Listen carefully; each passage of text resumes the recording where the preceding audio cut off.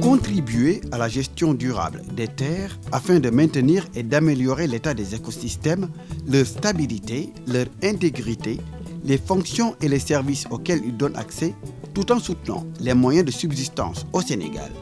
Tels sont les objectifs assignés au projet dénommé Initiative pilote de micro-irrigation et de gestion durable des terres dans les départements de Bakel, plus connu sous l'acronyme IGDT Bakel.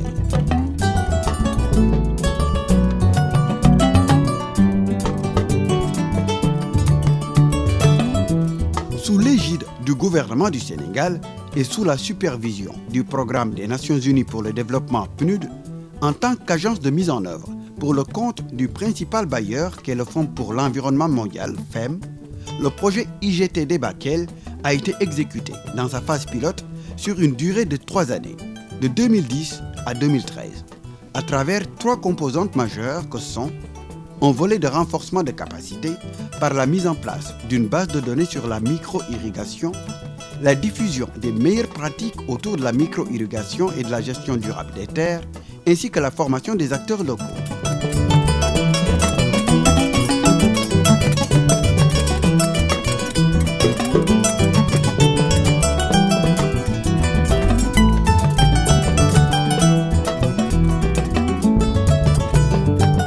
Il s'agissait aussi d'effectuer des investissements dans la micro-irrigation dans la perspective de la gestion durable des terres dans 10 communautés rurales du département de Bakel. Et enfin, une modalité d'apprentissage, d'évaluation et de gestion adaptative.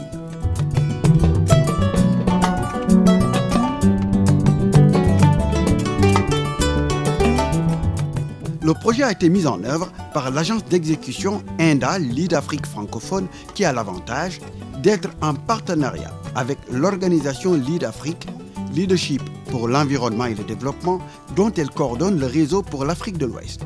et d'avoir une riche et solide expérience dans le développement durable des zones rurales.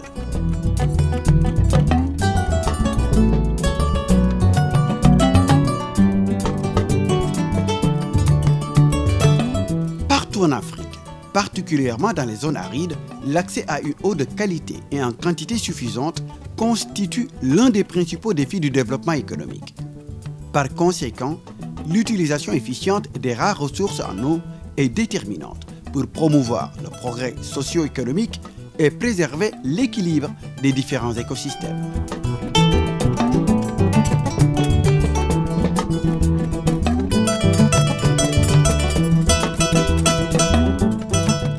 Dans le département de Bakel, situé à l'extrême est du Sénégal, là où se rencontrent le fleuve Sénégal et la Falémé, les répercussions des changements climatiques se manifestent par la diminution progressive et constante de la pluviométrie, le rétrécissement de l'hivernage et de la saison froide qui ont pour conséquence le glissement du calendrier cultural pour la saison des pluies et la contre-saison froide, et l'aridité, la déforestation et la perte de biodiversité.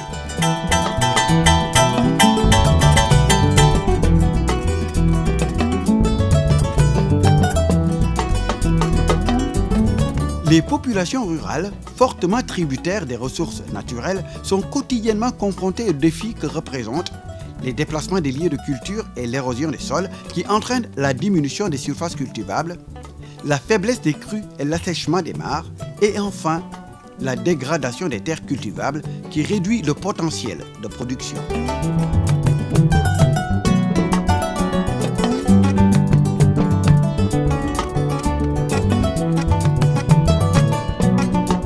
C'est ce qui justifie le choix du département de Bakel en tant que zone test pour la mise en œuvre du projet IGTT Bakel, afin d'apporter une réponse efficace et efficiente en termes de stratégie et de méthode pour aider les communautés locales à améliorer la gestion de leurs rares ressources en eau et des terres cultivables.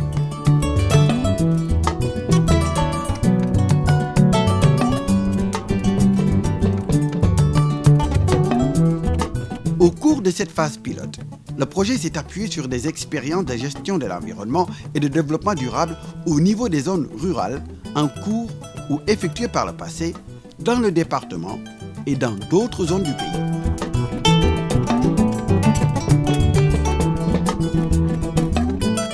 Les activités déroulées dans le cadre du projet ont permis de collecter, de systématiser, d'analyser et de tester des systèmes d'irrigation à petite échelle dans la zone test, ce qui permettra à terme la diffusion de ces données dans d'autres communautés rurales du Sénégal afin d'améliorer leur capacité à mieux gérer leurs maigres ressources naturelles.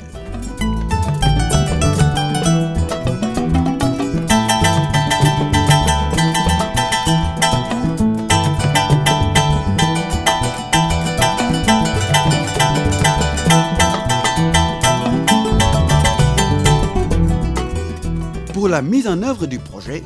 la méthodologie utilisée par l'unité de gestion mise en place a consisté à l'animation en novembre 2010 d'un atelier de lancement officiel du projet qui s'est tenu à Bakel et au cours de laquelle une étude de la situation de référence a été conduite au niveau de 9 communautés rurales que compte le département.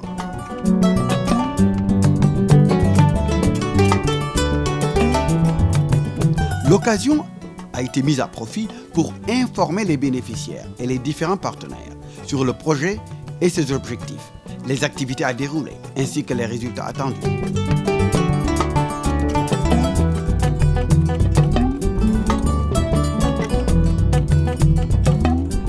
Une fois les zones d'intervention et les bénéficiaires identifiés, les travaux de mise en œuvre pouvaient démarrer. Ces travaux étaient conduits concomitamment avec l'organisation d'ateliers d'information et de sensibilisation sur différentes thématiques. Irrigation à petite échelle,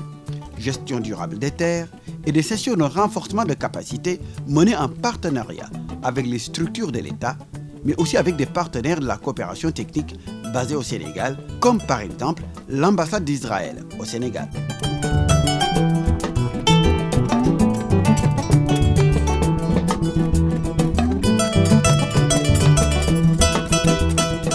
Dans une dynamique participative, intégrant les besoins exprimés par les populations locales, l'unité de gestion du projet a élaboré un plan de travail qui a été exécuté essentiellement durant l'exercice 2012 du fait de quelques lenteurs et difficultés de procédure qui ont été rencontrées au cours de l'année 2011.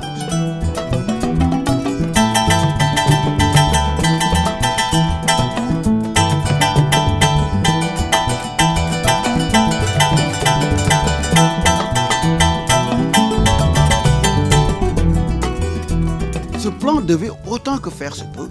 embrasser les différentes composantes du projet. Du point de vue du bilan des réalisations du programme et conformément aux objectifs fixés, des activités diverses et variées ont été menées. Ces activités ont consisté de façon chronologique, d'abord par l'organisation d'une réunion du comité de pilotage du projet qui s'est tenue le 12 janvier 2012. C'est au cours de cette réunion qu'ont été validés le bilan annuel des activités réalisées en 2011, le programme de travail de 2012 et le budget du programme.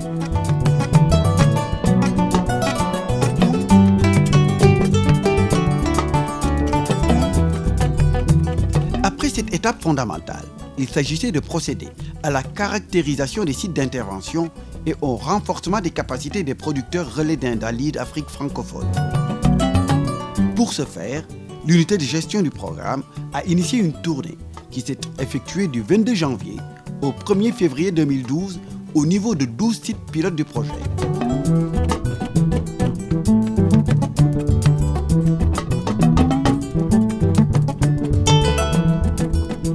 Cette tournée a impliqué différents partenaires tels que l'Institut national de pédologie, l'Agence régionale de développement, Indalide Afrique francophone et l'Union des producteurs horticoles de Bakel.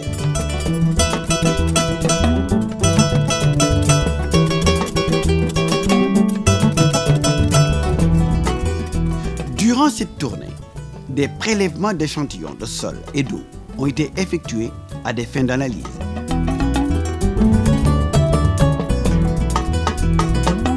L'occasion a été saisie pour organiser des sessions de formation sur les techniques de compostage à l'intention des producteurs locaux.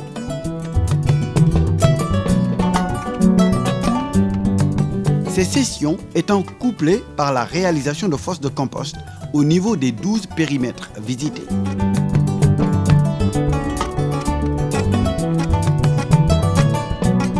La mission a également saisi l'occasion pour répondre à l'invitation de la radio communautaire Jidda FM,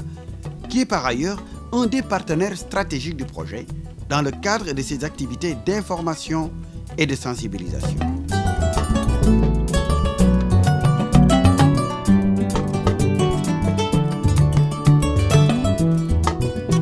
Au cours de l'émission, la radio a diffusé sur les ondes un élément spécial consacré au compostage et à la gestion durable des terres.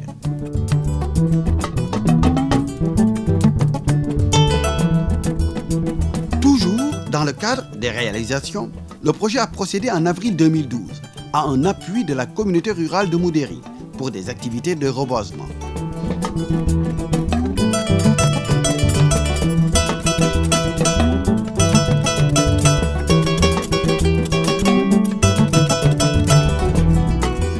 Dans ce cadre, grâce à un appui technique et financier du programme, une pépinière de 8000 plants a été mise en place en partenariat avec le service départemental des eaux et forêts, le projet USAID Yadiende et l'agence régionale de développement.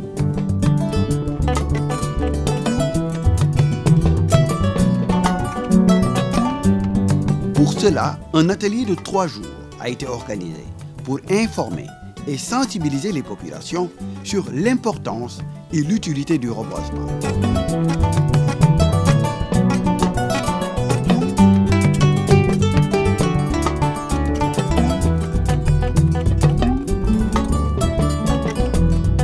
Après cela, une campagne de reboisement a été initiée à cet effet dans le cadre de la Journée nationale de reboisement.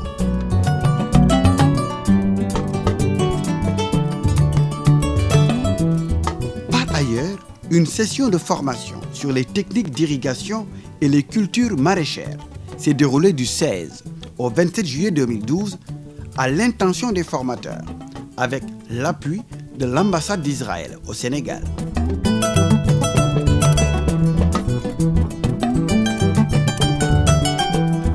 Pour ce faire, l'ambassade avait mis à disposition 2 experts israéliens pour une durée de 2 semaines.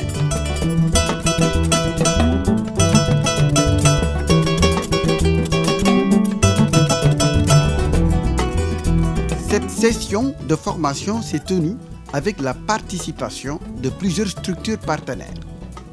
les responsables d'ONG partenaires, les services techniques compétents de l'État, les représentants de l'Agence nationale du retour vers l'agriculture, les représentants du département biologie végétale de l'université Cheikh Anta Diop, les représentants du ministère en charge de l'agriculture, les représentants du projet Village du millénaire de Louga, les responsables des groupements de producteurs, les représentants du Centre de développement horticole, l'ISRA, et enfin les représentants du ministère de la Recherche scientifique et technique.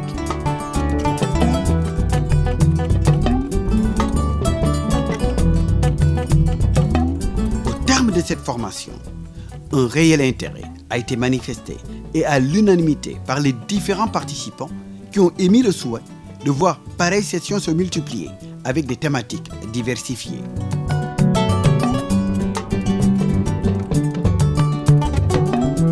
Toujours dans le cadre des activités de renforcement des capacités, un atelier de formation a été organisé sur l'alimentation et la gestion des bases de données appliquées à la gestion durable des terres.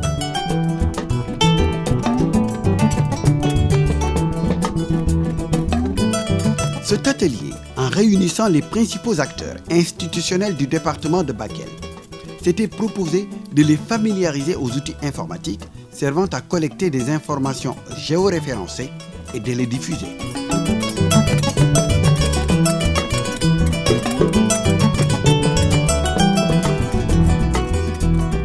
En perspective, cette activité devait contribuer en quelque sorte à l'alimentation et à l'animation du portail web du projet, en vue de la promotion des bonnes pratiques en matière de gestion durable des terres.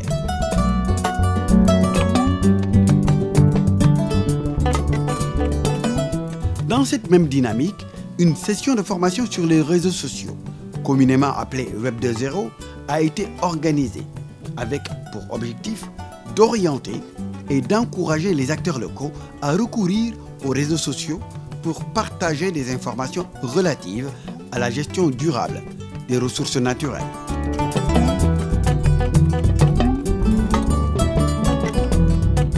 Il faut aussi noter que dans le cadre de cette même approche, une série de 5 ateliers a été initiée dans les communautés rurales de Moudéri, Gabou, Sinthiou Fissa, Bélé et Balou.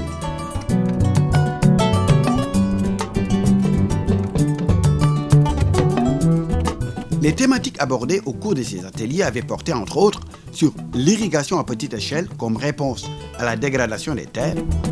les conventions locales comme approche négociée pour gestion durable des ressources naturelles et la gestion durable des terres.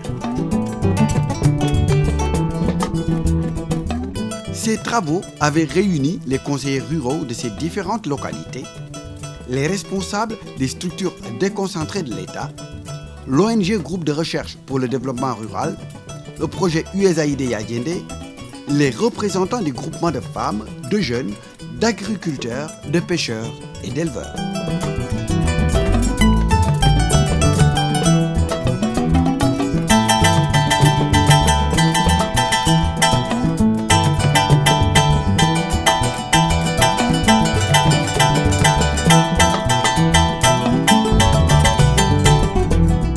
Ces ateliers ont débouché sur l'identification de la thématique relative à la décentralisation et la gouvernance des ressources naturelles, analyse des écarts entre politique et pratique dans le département de Bakel.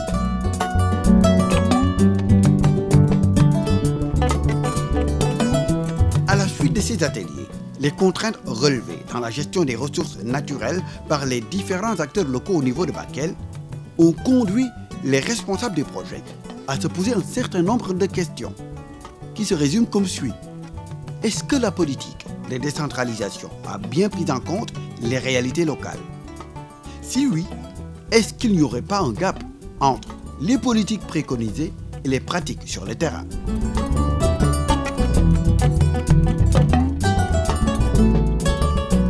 Une telle préoccupation est à l'origine de l'étude qui a été confiée à un consultant et dont les résultats ont fait l'objet d'un atelier de restitution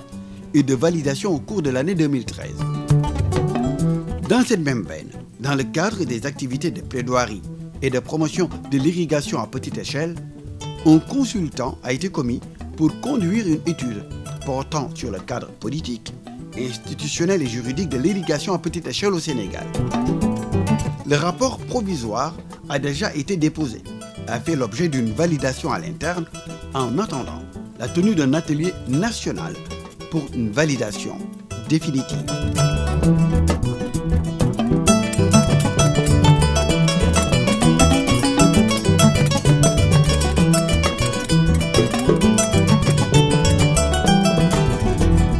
De même, un consultant a été recruté pour mener une étude portant sur le développement d'une méthodologie de suivi et évaluation du carbone séquestré dans le sol. Ce dernier s'est déjà rendu au niveau de Bakel, où il a déjà commencé son travail. Les résultats de l'étude permettront, entre autres, de quantifier le potentiel de séquestration du sol en CO2, surtout au niveau de la réserve de Gandé.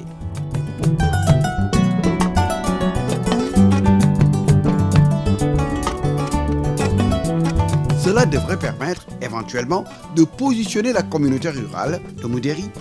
abritant le site dans le nouveau marché du carbone.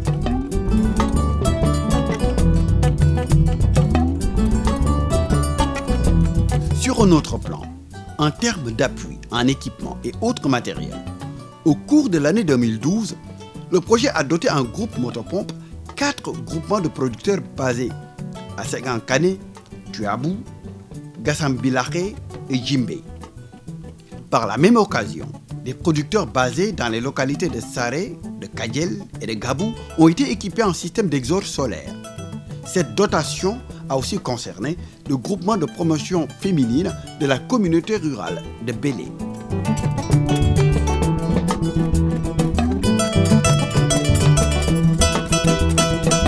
Par ailleurs, 27 producteurs, 15 groupements de promotion féminine, 4 écoles primaires, ainsi que la maison d'arrêt et de correction de Bakel ont pu bénéficier de 55 kits d'irrigation à basse pression.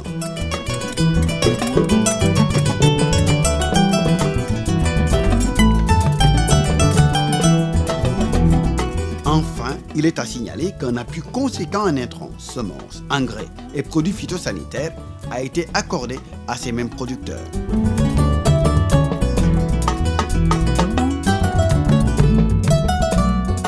Pour ce qui concerne l'exécution financière du projet, dans le cadre des activités planifiées pour l'année 2012, on peut dire que les dépenses effectuées s'élèvent globalement à la somme de 92 652 500 francs CFA, soit un taux de réalisation de 95%.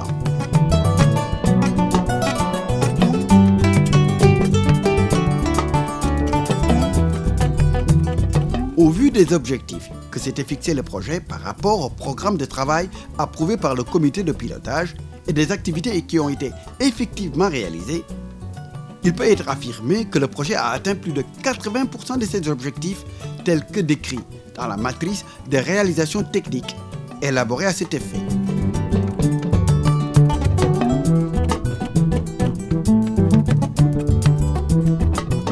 Aujourd'hui,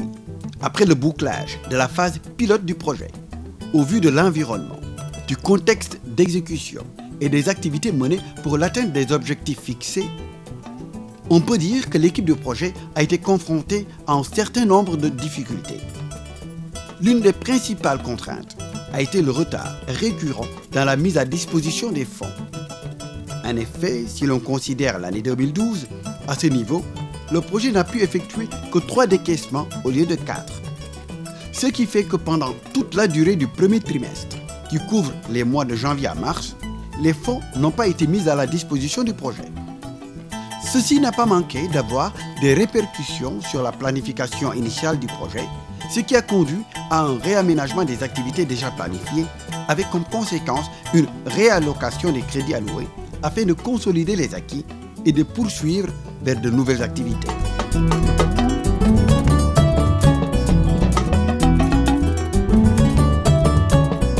Outre les retards qu'on vient d'évoquer, le tarissement précoce des mares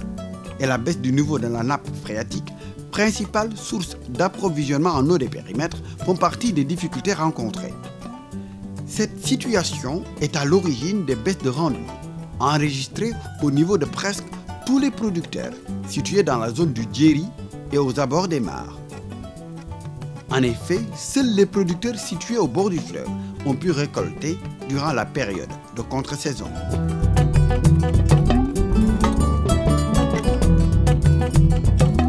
Parmi les leçons à tirer de la mise en œuvre des activités menées par le projet, on peut noter tout d'abord la bonne connaissance par les populations de l'impact des changements écologiques intervenus dans leur environnement au fil des années.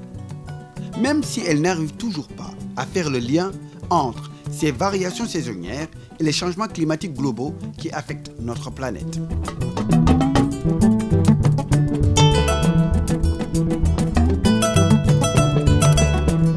Enfin,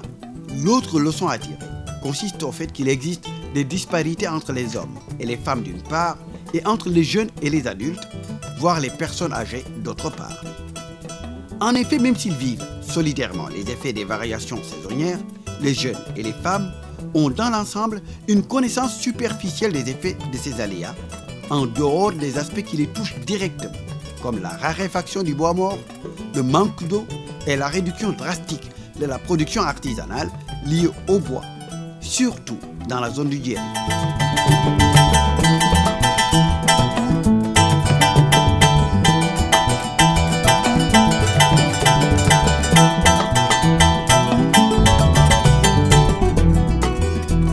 Contrairement aux jeunes et aux femmes,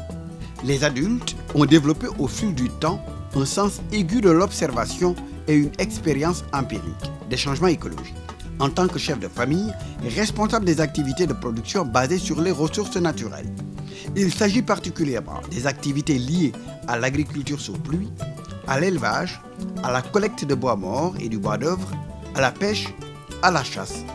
etc. En effet, parmi les personnes ayant pris part aux ateliers de réflexion participative et de capitalisation organisés dans le cadre du projet, les femmes comme les hommes sont le plus souvent des leaders villageois, chefs de village, présidents de groupements de femmes, imams, etc., qui du fait de leur fonction ou de leur position sociale ont eu plus d'opportunités d'échange avec l'extérieur,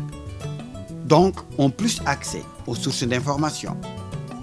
C'est pourquoi nous pouvons dire que la lutte contre les effets des changements écologiques doit revêtir un caractère prioritaire tout en nécessitant une mobilisation communautaire et se situer à une échelle supravillageoise.